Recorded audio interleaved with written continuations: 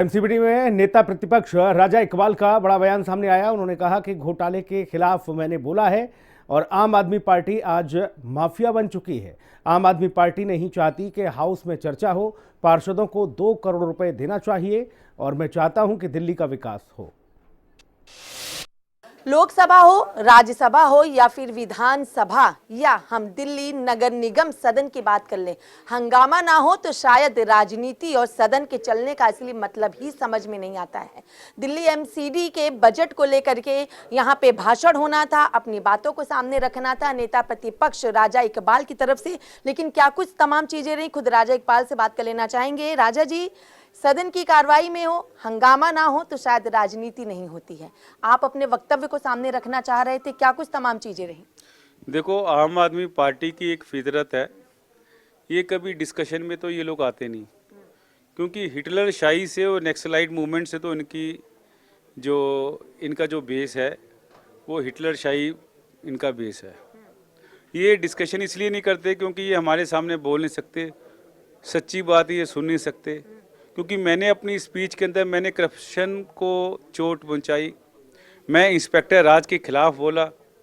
मैं चाहता था कि ट्रेड लाइसेंस और फैक्ट्री लाइसेंस को सिंप्लीफाई किया जाए।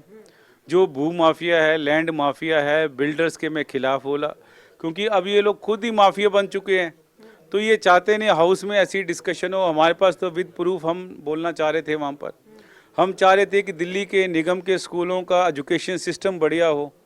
हमारी इतनी मेहनत करने के बावजूद ये लोग ना स्कॉलरशिप टाइमली देते हैं, ना किताबें देते हैं, ना कापियाँ देते हैं, ना बुक्स प्रोवाइड करते हैं, ना स्टेशनरी प्रोवाइड करते हैं।